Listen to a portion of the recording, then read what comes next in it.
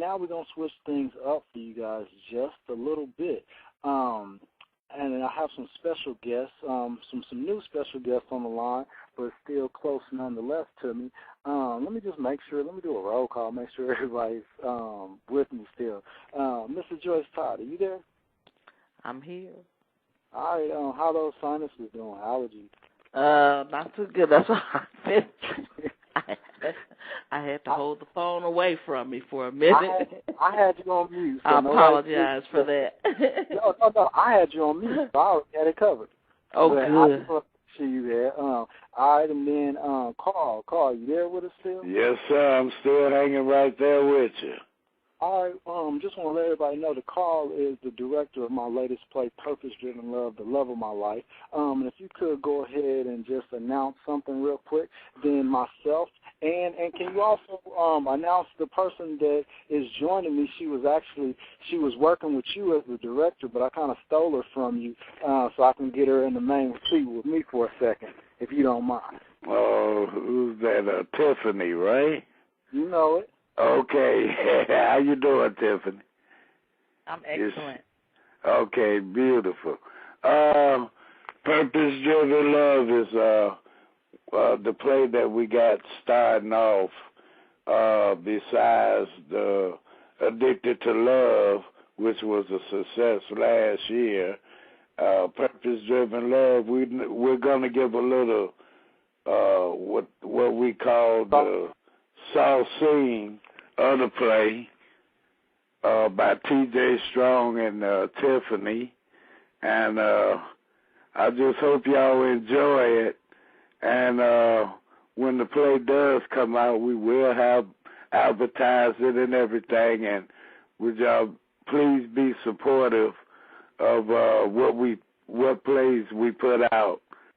Absolutely. Well, I'm ready, Tiff, whenever you are. Okay. I know you don't really want me to do this, but you've always had veto power and always will over decisions that have direct impact on you and the family. Where's the money going to come from? I just don't want to launch some kind of empty effort. Look, I know it's a long shot, but if all the pieces fall into place, I can win enough delegates to secure the nomination. I know you're worried about my safety. It only takes one person, and it only takes one incident. I mean, I know history, too. But you know what? I don't lose sleep over it. Well, my faith is strong, so neither do I. The realities are that as a black man, I can get shot going to the gas station, you know? So we can't make this decision based on fear and the possibility of what might happen. I know it's crazy. But what happens if we win? Then we'll make history. Would the girls ever be able to have anything close to a normal life? How would we be able to make leaving family and friends less painful for Aaliyah and Tasha? If we win, it'll be a hard transition for our little girls. They'll be leaving the only home that they know. Someone's got to be the steward of that transition. And it can't be the President of the United States. It will be me. I'm willing to put myself and my children on the line once, and only once. This is it. If it doesn't work this time, don't think we're going to do this again in another 4 years. Win or lose, when the election is over, and if these girls have been good, we're going to buy them a dog. By the way, you left the butter on the counter this morning. Oh, stop the press. The butter was left on the counter this morning. Shoot me. Okay. You're just asking for it. You know I'm giving a speech about you today.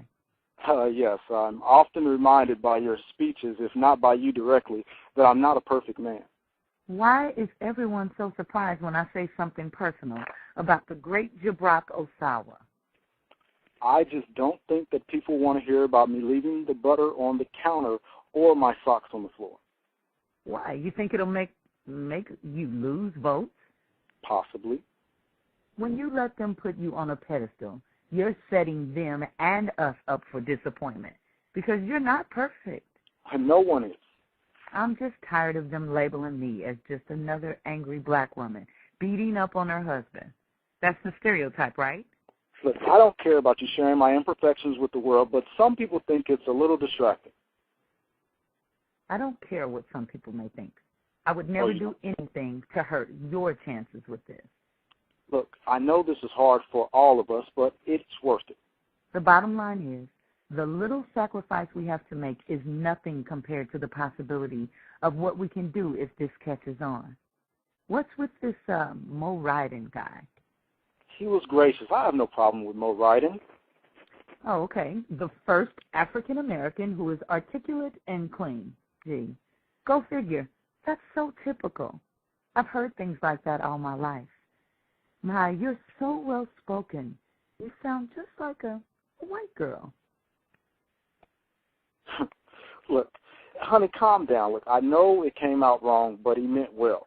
We both heard and used the phrase clean as a whistle before. We can't afford to let minor things like that bring us down. You can't lead a nation that's not ready to be led. You're losing to Jillery because she is throwing you under the bus. While you sit back and not stand up for yourself, you need to punch back and punch harder. That's not who I am. Take the kid gloves off and act like you want to win this thing. What do you I don't think you get it. I don't think you understand how hard they fight and how hard you have to fight if you want to win this thing. So you want me to play dirty and bring out every scandal they've been a part of? I'm just saying you must defend yourself if you're going to win. He called your account of your position on the war a fairy tale. You opposed the war when they went right along with Bush. How dare them? I want to rip their eyes out. I'm just kidding. See, that's exactly what gets you into trouble. I just hope you're ready for your speech today. Thank you.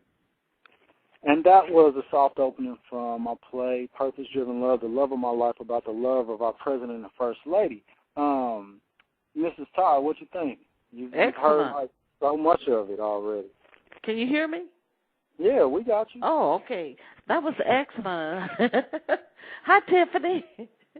Hi, Mrs. Todd. How are you? Hey. Oh, I'm here. I'm here tonight.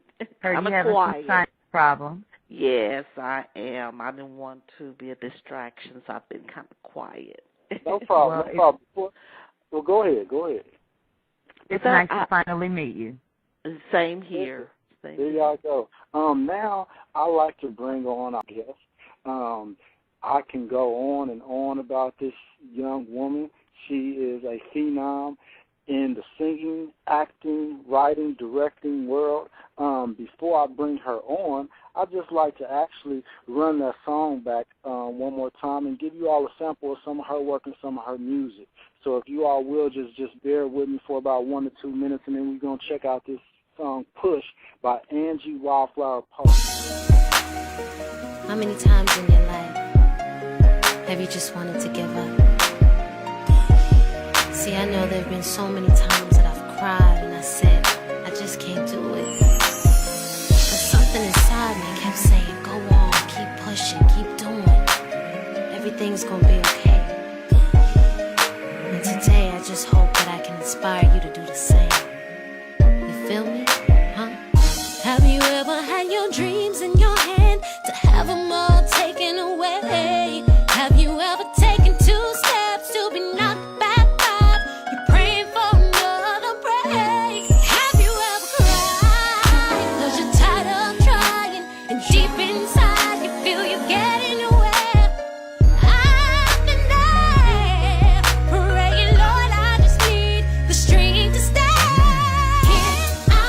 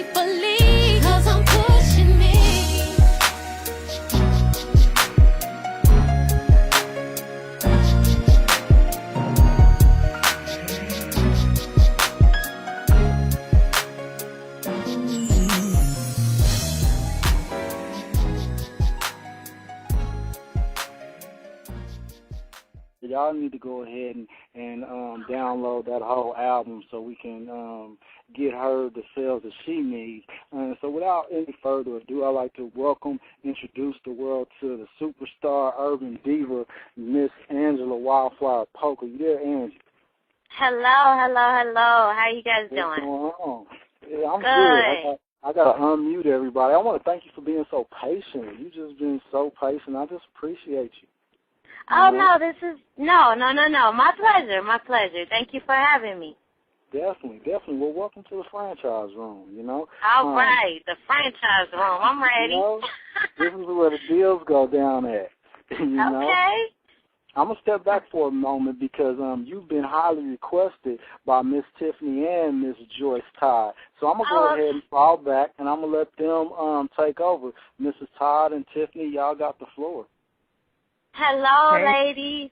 Hello. Hey, girl. Miss Polk. How are you? I'm doing very good. Great. I was so excited about you coming on the show. I was like, oh, my goodness, it's been years. I know. I feel like I'm your protege. You taught us how to do it all. So I'm very glad to be here with you, Miss Todd. And Tiffany, we've done so many shows together, and she's been instrumental, and I can always call her for advice. So this is a good time. We can get down to business in the franchise room. How are you, sweetheart? I'm doing good. I'm here in L.A., and I am just keeping the dream alive every day, just hanging in there. So what are you doing? Are you singing, acting? Exactly.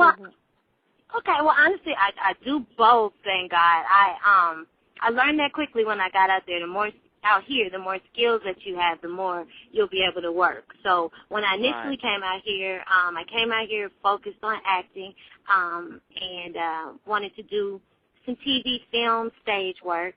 But it was at that time I started singing, and I got a little more interested in my own personal music career. So that kind of jumped off for me first out here in L.A. And then from there, I started auditioning for shows and got more back into the musical theater, which is great because it allows me to act and sing at the same time.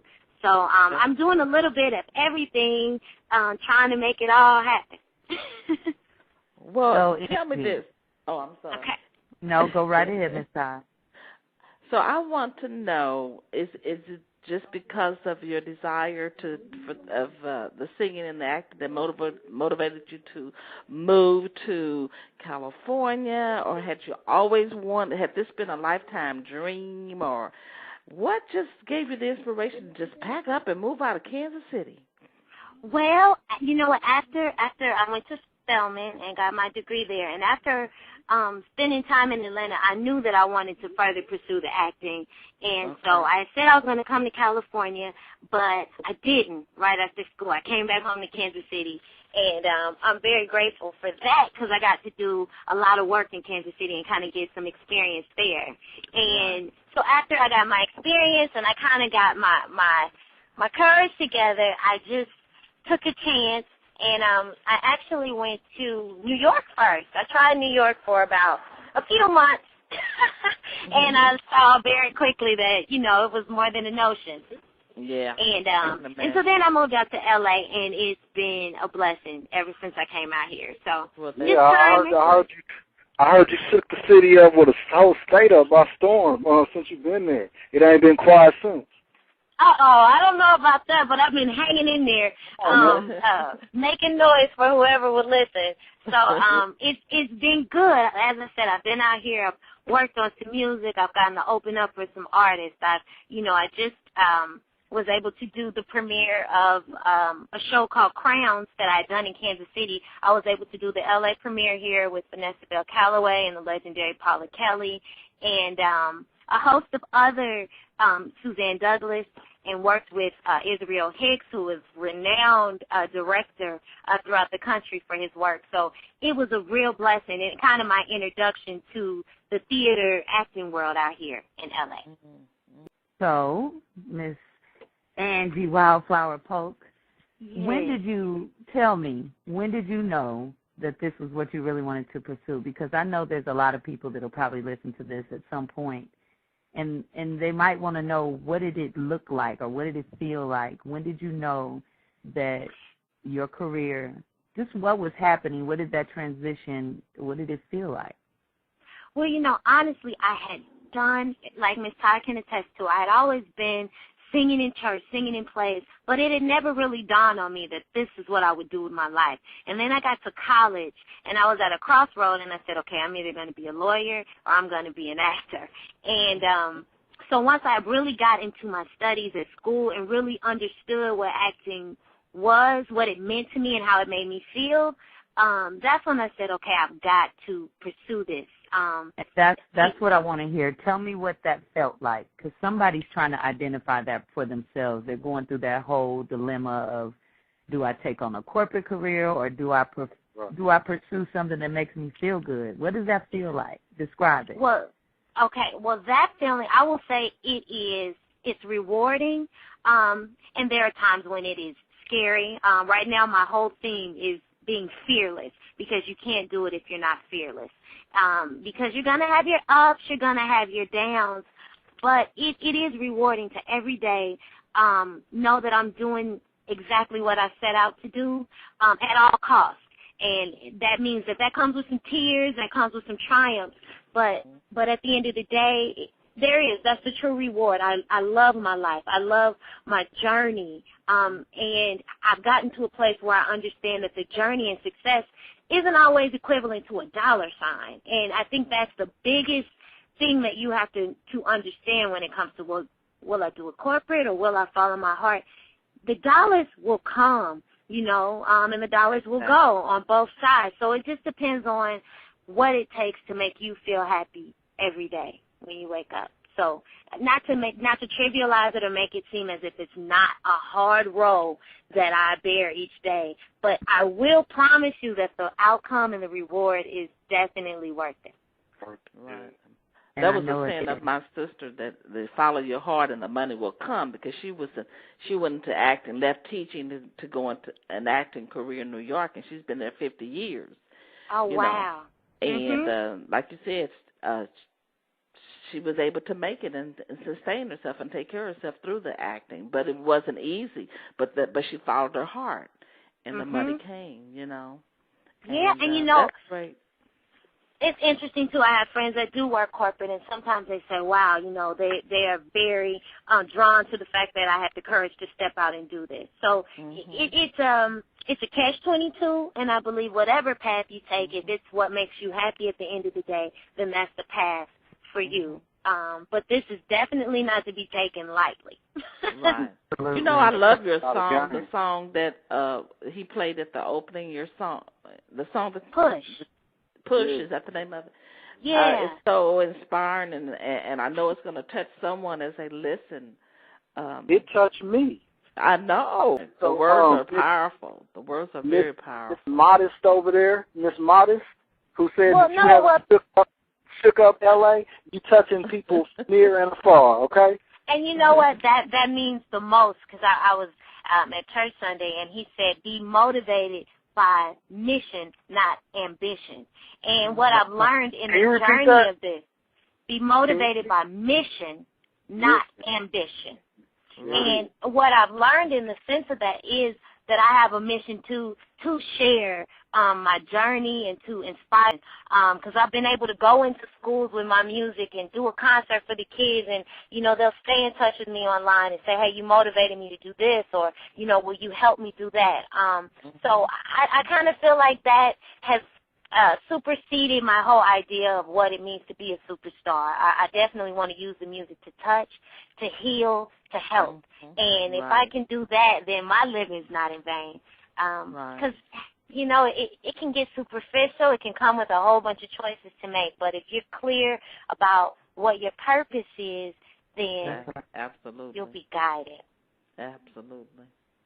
Yeah. So what was the name of the play that you wrote and did in Kansas? Oh, I did a version of The Wizard of Oz called The Land of Oz. And Dorothy landed on Quindaro. Right. Yeah, Dorothy landed on Quindaro, so her journey was a lot different. But it was a lot of fun. You know, I have finally gotten to a place where I can look back on some of the things that I've done and say, wow, you did that. It was just in college, I said, okay, I want to write something and I want to direct it when I come home. And so I did that when I came home, and it was a learning experience. And, yeah, I learned a lot. I learned what you were going through, Miss Todd. So I learned about, you know, writing and directing and actually, you know, attempting to star in it. So it gave me a lot of experience, and it continued to just, I continue to push the envelope. I know that once I reach the mountaintop, I'm a soar. Yes, sir. Miss Polk, I gotta take a moment to do something. I need to take this moment and apologize to you. I'm sure it's not necessary, but because Mrs. Todd, I was actually in that play. I don't know if you saw it or if you remember, but I was actually in that play. I had, you know, a decent role in that. But I need to take this moment because, you know, I'm definitely able to look back and reflect. I gotta apologize to you, my girl, because I was a very difficult actor. And Tiffany, if you think I'm bad now, Tiffany, if you think I'm bad now, you should have saw me back then. Seriously. And you know, it was just, and I'll say it because we were so much alike. We are Libras, you know, we're passionate, and so, you know, I challenged her every rehearsal. It didn't matter what it was. It didn't even matter if there was a reason. And so I'd just like to apologize to you and just tell you that you were so inspiring to me. Oh, well, you know what? No, like I said, it was experience is the best teacher. So thank you. So we were each learning lessons that they help you later along. So absolutely. I think it's all in how you perceive your experiences, because there's a lesson in everything we do, right? So you just have to be looking for it. Most people don't look for it. I have a semi-loaded question, maybe before Bishop Brown comes on. So this is the thing that I often want to hear when artists are finally achieving even minimal, you know, or taking a dent in their goals that they have, because, you know, you just don't know how long your career will last or not. So there's something to understanding how your career was built, right? So being able to look back retrospectively, or even if it's looking hypothetically in the future, would you say that your career has been built on exceptional talent or exceptional belief? And tell us. Yeah, that's all right. This is on the spot. You know what? If I'm honest, I believe it started with exceptional talent. That's right. And I believe that I finally got to a point where I'm at now where I believe in the talent. I believe in the possibilities. And that was, you know, and I know that comes for everybody at a different place. Sometimes you're doing things and you're like, oh, I don't know how good I am, or I don't know. And you're steady, you know, conquering, and you're steady making moves forward. But I think that the true success and the true reward comes in the belief. If you believe that it's possible, no one can take it from you. I was blessed enough to have the talent to bring me this far, but I know now that I have the talent and the belief, I'm unstoppable, and that took time to get. Absolutely. Well, I'm taking the leap. We'll talk about that further when we talk in private, but I'm all right. Big plunge. It's all good. This is breaking news. You announcing it on the franchise room? No.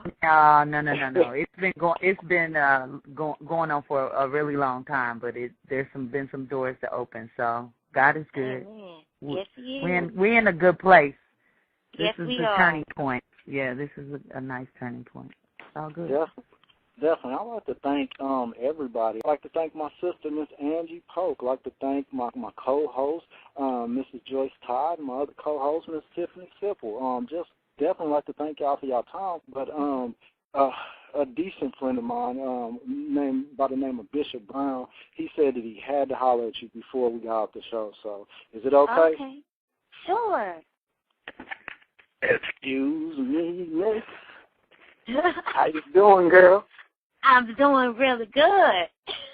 you the urban diva. Well, I'm the urban bishop. For the all right. Okay, we need that. you know, Miss Lady, you and I need to collab one of these days. All right. All right, sounds good. All right, well, that sounds good. You remember hearing that Flow Rider song, Low? Mm-hmm. He stole that from me. Uh-oh. Because it used to be Grow. I'm trying to get my soul clean, see the day with the pearls, all the angels digging me in my perm.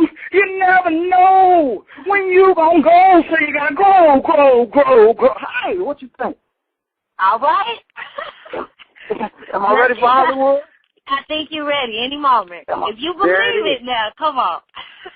Now, I would like to invite you to my church one of these Sundays or Mondays or whatever day you're available. Well, I'm not in the Kansas. Are you in the Kansas City area? We travel. Oh, okay. It's not a stationary church. We hold our services in mobile homes, community centers, wherever we can get in at.